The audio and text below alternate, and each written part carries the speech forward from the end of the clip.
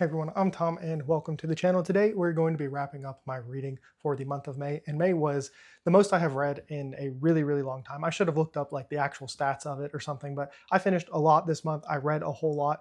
It helps that the month is a little bit longer, but I'm just really happy with how everything went this month. So let's go ahead and jump right into it. And I started this month out just with an absolute banger. This was my most anticipated book of the year. I've already done like a full video for it, so you can definitely go check that out. But that is The Caretaker by Marcus Kilwer.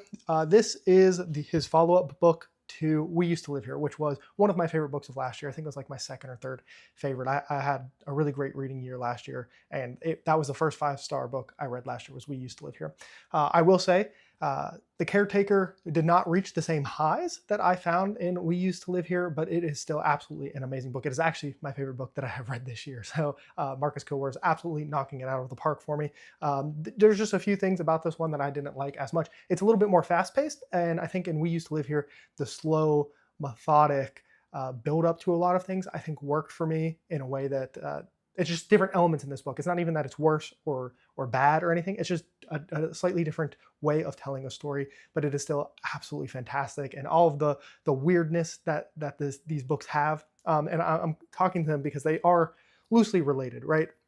There's a whole rabbit hole you can go down if you want to look at the old house archives and just like how certain things play into other things. And there's all kinds of stuff that is being built out here that I'm going to be honest, I don't even fully understand. And part of me is like, it's okay that I don't need to always fully understand every single thing that is going on. But these books are fun. They do scare you. They'll give you the heebie-jeebies. Just all of that stuff are things that happen in both of these stories. But The Caretaker was just absolutely fantastic, and I'm so excited for more to come from this author. They have a short story collection coming out a little bit, I think, in September of this year. So like I already have it pre-ordered. I'll be reading that like as soon as it comes out. It's obviously I think it's 3 short stories in a little collection, and 2 of them are maybe somewhat related to the old house archives, and one of them isn't. But I'm just like so excited and ready for it because The Caretaker. I mean, for it being my most anticipated of the book of the year, like a lot of times that's a hard thing to live up to, and fortunately it did. Like I know it wasn't a 5-star, but like if you've been around the channel, I'm pretty tough on giving out the 5 stars. It's really got to be something above and beyond, that's like above and beyond even just being special, because I do think this is a special book. I think it's a great read and you should read it. But you know that's just how my rating system is and everything. So but it lived up to all the hype for me. All of that stuff was just absolutely fantastic.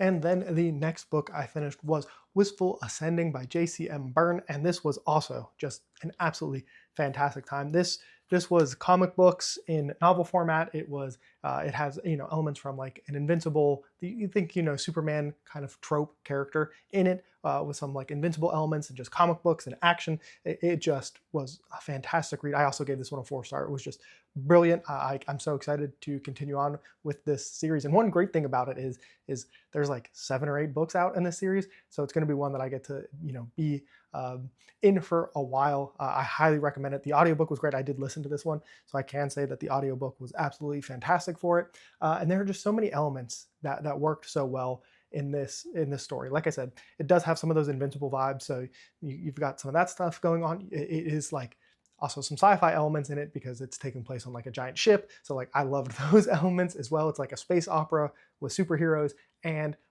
it's a genre that obviously I haven't read anything like it before really, because of the sci-fi elements to it, and it all just worked together so well. There's humor, there's like characters you're going to care about, the plot is good, just everything about this story worked so well. And like I said, I'm just really happy to find another series that I feel like, I'm going to be honest, it's a lot to say after one book, and I don't want to put like too much pressure on the series and set my expectations too high. But legitimately, after book 1, it's hard for me not to think that this will be like an all-time favorite series for me, just because of the way that I felt about the first book. And I'm just going to assume that as the story evolves, and there's so much more, there's so much lore and stuff about it that you only get like a slight glimpse of it here in this first book. And I just can only imagine that as we expand out and we see more things about this world and how different powers play into each other. There's all kinds of forces that we probably don't even know about yet that are going to come into play. I'm just like super excited for this series, and so like I said, it's just so nice to like get into a series that has some breathing room, because like I'll probably read this I don't know, once a quarter, once every 2 months. I don't know. I really like it, so maybe a little bit faster. But it's nice to just be like, wow, I have like 7 more books of this awesomeness that I get to read. So yeah, I mean that's very high praise, very high expectations, but uh, it's just how I feel about it, and it's just like such an awesome blend of so many things that I like working in just a brilliant way. So very excited for Wistful Ascending. Then next up, I finally finished out a series. Ben over at Books from Vegas Con has been a champion of the Empire of Salt trilogy, or yeah, the Empire of Salt trilogy. The first book is Darien in the Empire of Salt. That's the name of the whole trilogy. And the third one, the one that I actually read this month, is The Sword Saint. And I'll be honest, I was a little worried going into this one because I felt like the second one was. I didn't like the second one as much as I liked the first book, so maybe a little bit of middle book syndrome. I don't know. I kind of went into this one with like, I think it'll be fine, but I don't think it's going to be anything amazing. And it definitely exceeded my expectations. This was another 4-star read for me. I had, like I said, such a good reading month in quality and quantity. And The Sword Saint was just another example of this. And I've talked about this series, the few times that I have talked about this series, I kind of always say the same thing, where these are very fast-paced books. I think each one is about 300 pages, so like the entire trilogy is like the length of Wind and Truth, or a big Sanderson book, which is an interesting dynamic because you have these like fantasy elements that I'm thinking things are going to take much longer to come to fruition, and they don't. And it's so nice. It's such a nice change of pace because so often, I'm reading something and I know that the plot threads are going to be lasting for books and books and books. And just because of how this is written, it's not what happens. And it's like I said, very nice change of pace. Characters you're going to like, magic that's cool. It has battles. It has all of these different things, political maneuvering, just all of these things that people like in fantasy. I think this is probably a super underrated fantasy trilogy. I don't really know too many people who have read it. Like I said, Ben from Books with Vegas Con has been championing this series. I think he gave a 5-star to all of the books. I gave a 4 to the first, 3 to the second, and now another 4 here for The Sword Saint. And at this point, yeah, it is definitely one that I would highly recommend to people, especially like I said, it's nice and short. You can just kind of read it. It's not going to like destroy your reading plans. You can fit it in kind of, wherever. And it's different. It's not the same kind of fantasy that you're always used to reading. And I think that's like a big highlight of it. And so, yeah, super, super happy with all of that. The Sword Saint, great end to a really good trilogy. I don't know if it's going to be like a top 10 all-time kind of thing for me, but it was really good, and I am glad I read it. I took a little bit longer to read it than I initially planned, but I know Ben is going to be really happy if he sees this, because, like I said, huge champion for this series. He is the reason I read it. He kind of sold it to me, so I'm pretty happy that it's finally said and done. And it always feels good to like check off a series, right? I just talked about getting into like another 8-book long series, but it is nice when you do finally finish something and get a full and complete story. Then next up, this is a move away from some of the traditional stuff I read. This is more of I don't know if I would really call it like a historical fiction, because it's not, like a real story of people. It's based on events that definitely happened and everything. So I don't know if you count Butcher's Crossing by John Williams as just like normal fiction, or what exact genre it kind of fits in. And there that goes. This book worked really well for me for a couple of different reasons. And I think one reason is I have been playing Red Dead Redemption 2. I know 8 years late to that, but I finally beat that this month and just spent a decent amount of time with it in a close proximity to reading this book. And so they both kind of have a, Wild West kind of feel to them and all of that. And I think just kind of being immersed in the Western like aura thought process made this book a little bit even more fun to read. Fun's probably not the right word because it's not really a fun story. You're following somebody coming from the East Coast. They're kind of a socialite. They, not really a rugged outdoorsman, right?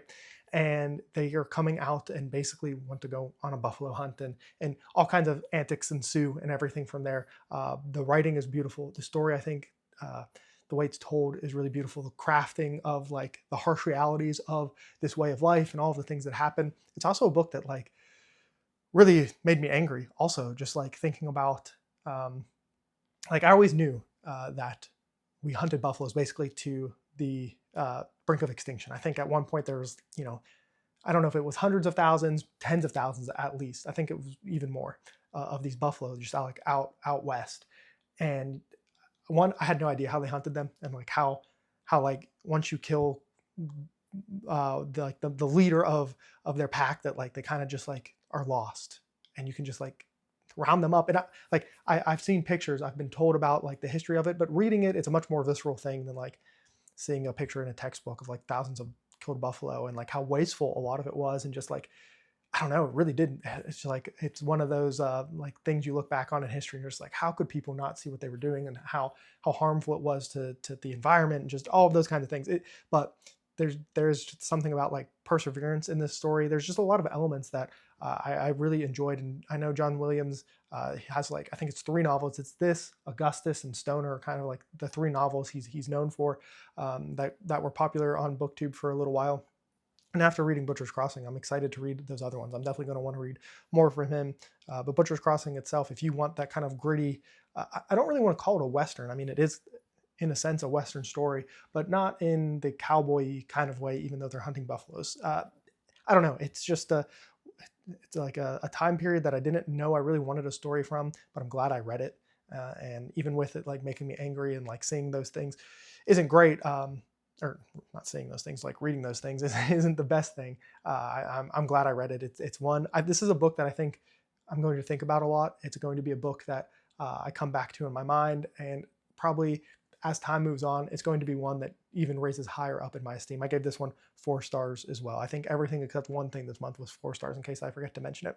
But yeah, this is just going to be one of those ones where in 5 years, this is going to be a story that has stuck with me, and I'll think even more fondly on than I do right now. Next up, we had the return of probably, he was probably a top 10 author for me, and that is Dennis E. Taylor with Flybot. If you don't know, he is the author of the Bobbyverse series. So that is a series that I have really enjoyed over the years, and I'm always excited for the new stuff to come out. And I've read, I think, 2 other stories maybe by Dennis E. Taylor that are, they're all kind of like a fun sci-fi kind of story. And Flybot is no different than that. It has to do with kind of AI and stuff. So I was a little hesitant going into it just because, I talk and deal with AI a lot at work. And so just like sometimes I get a little, I think a lot of people feel this, the AI fatigue, and just like not wanting to like consume anything about it outside of what I have to do. But this was a good time. This is actually my only 3-star read for the month. And that's not because it was bad. It was fun. It was a good time. It was just, it's just like one of those like fun, more popcorny reads. It wasn't to me like anything like super deep. It tries to ask some thought-provoking questions, and I think there is, maybe for people who haven't looked at AI and like done a lot of stuff with it, that some of those questions are going to be a little bit more interesting than they were for me at this point, just because, like I said, too much AI I deal with, right? And so that has been like an interesting thing.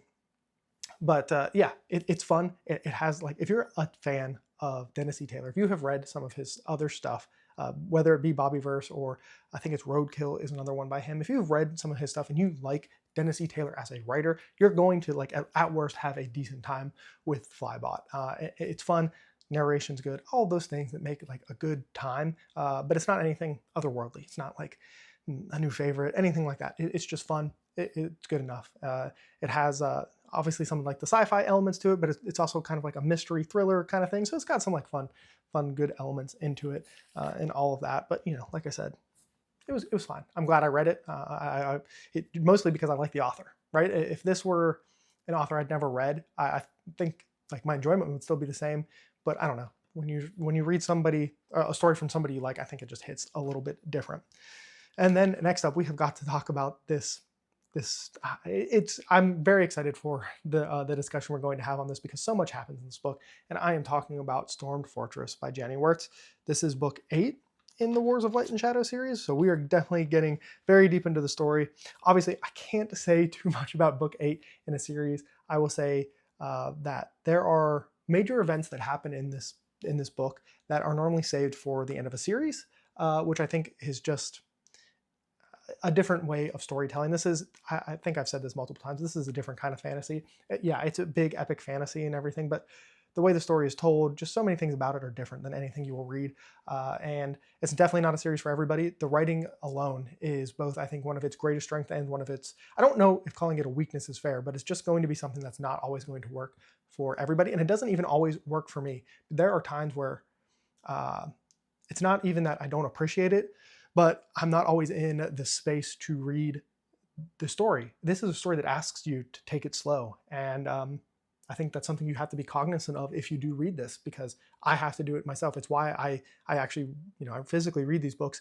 So I always have another book going on at the same time, because there are just some days where I can't commit the brain capacity that I think this story deserves. And that's just not going to always be something for everybody. And even with saying that, where I do try to do my best to be as present as possible and as locked in and engaged in the story, I don't know if I've ever read a book that I felt like a reread would do more justice to.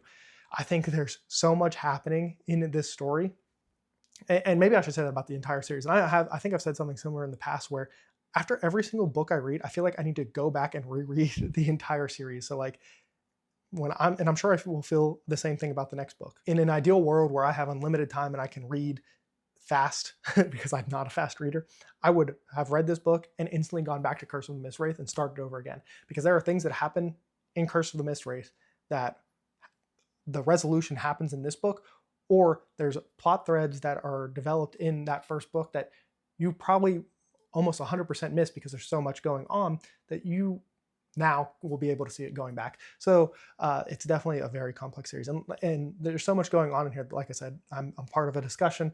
I hosted one of them on the channel, so you can see kind of who all is involved. It's a bunch of people. It's a great time. Janny herself was there oftentimes, and I mean, it's a phenomenal book. It's one of those books that at times I like, something would happen, I'll be like, and I was just like, that is the climax of a series or of a story. And I guess I should say that this is like the climax of an arc. The story is split into some arcs, so this is the ending of an arc. But even then, I just like, things happened in the story that I didn't think were going to happen till like the last book. So it's been fun and engaging. And I will also say that I think this is a book that once I have a discussion for it, I'll like it even more, because I think there are gaps that I have that people are going to point out that are going to help paint the picture even better than I have painted it myself, which at times I know for a fact that I have missed things. And there are probably important things that I missed that, having read this series this far, I know Janny will come back and explain it, or not let me miss it in the future. But it's one of those things where if you can catch it early, you can kind of see the flower, grow and blossom and everything, instead of just like seeing it. And it's one of the things about this series that, like I said, every time I could just go back to the beginning and probably catch a whole other set of things. This is definitely a series that I think like in 10 years, 15 years, like I'll reread it and get something completely different out of it the second time, just because life perspective change and all of these kinds of things. Like, I have praised this series quite a bit, and that doesn't mean it doesn't have its, I don't even know if I want to call like its negatives, but there are things about it that don't always make it the most easy experience. And I talked about that, about like really needing to be locked in. And if you're the kind of reader who doesn't want to always be like that, it's just not going to work for you. But that, I would still recommend trying, or at least reading some of Janny's other stuff, because she is one of the best writers I've ever read. I mean, she is otherworldly. She's so talented and all of that stuff. So that has been awesome.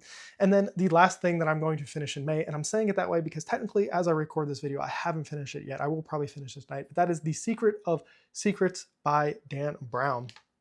This is a continuation of his Robert Langdon series. So that's the series with Angels and Demons and the Da Vinci Code. I think those are the ones that people are most familiar with, right? And I've had a great time with it. Technically, the ending in a thriller can sometimes skew how you feel about it, but I feel like this has been a really big step up from, I believe the last one was The Origin, and that was one that I liked it, but it didn't work as well for me. This one, however, I'm having a great time. This one it's hitting the sweet spot of what I want from one of these stories. It feels a little James Bond-esque at times, with a little less spy and a little bit more thriller, but it is one of those things where like there's a good mystery, the pacing's good. I feel like the character development in this one is a little elevated from what I remember from The Origin, which, to be fair, I read like way back in 2019, so it's been a while, but I feel like I care about more of the characters. I think the supporting cast around the main character is stronger, and just like everything about it is a little bit better. And I was worried when I first started it, because you kind of early on figure out what the question that is being or the mystery, what it's revolving around. And I don't want to spoil it, but it's revolving around something that in the past, when books have examined it, specifically I've read in like science fiction where they examine some of this, they haven't been my favorite kind of book. So I was definitely worried going into it, but this is a page turner. It's a lot of fun. It's a good like whodunit mystery thriller. It's one of those things where it's like he's so good at like you get to the end of the chapter and you're like, man, I really want the answer to that question that was just proposed at the end of this chapter. Let me read the next one. So I'm having a great time with it. It is one of those ones where I'm like, man, I hope he doesn't take another like 5-year break in between books. But normally Dan Brown does a decent amount of research on the things he's talking about, so everything flows and feels realistic. I, as a negative, I could see at this point, some people look at the main character as like too much of a just knowing everything, even though I don't know. I don't think you go into this book expecting anything else. But that is definitely something where you're just kind of like, man, I know you're a Harvard professor who went to Princeton and all this stuff or whatever, but you feel like you know everything about everything sometimes. And that's not entirely true. Like there are definitely areas and gaps that he has, but I don't know. It's working really well for me. I'm projecting, like I said, I think I have like an hour left of the audiobook. It'll be a 4-star for me. I've really had a great time with it and everything. And then the last thing I want to mention here, just as we get towards the end of the video, I did also read a couple of Conan the Barbarian short stories. I should have written down the names on which ones I read. That's on me. If I remember, I'll put them on the screen. One of them I really, really liked. I thought it was really good. And one of them, I don't know, it was fine. It was actually, saying it was fine is probably not even fair. I didn't really have that great of a time with it. And it's been an interesting journey with Conan. I said this in my TBR that there's been some ups and downs with Conan. I do think part of it is maybe we were doing one every week, and that worked well when the stories were shorter. What did I even say? Shorter. That's not even. Anyway, when the stories were shorter, I think it worked better. When they were 20 to 30 pages, they were so quick. You just kind of got like just a little dabble. And in this collection, they kind of ballooned a little bit in length, and I think maybe a little bit of fatigue set in, and there is just a lot of similarity between a lot of these stories. I think there are definitely stories in here in these collections that you can just like completely skip, and you're not really missing anything out on what Howard was doing as a writer or telling the story of this character. And so that's been an interesting thing.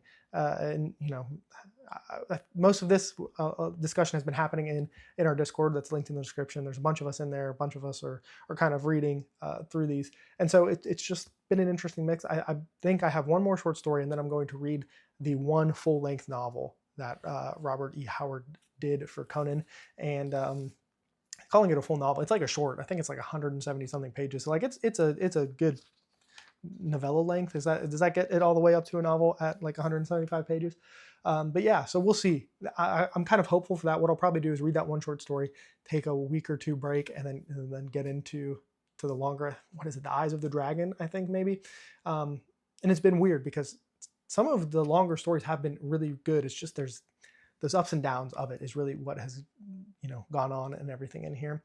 And then yeah, that has been pretty much my month. I think I mentioned somewhere in here that on the video game front, I played Red Dead Redemption 2.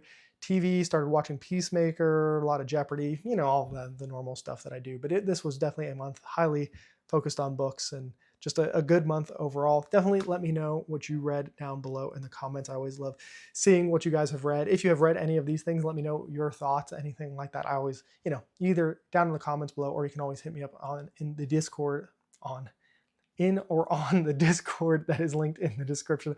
I've been talking for too long, but that's going to be all for me. And remember, read what you want when you want.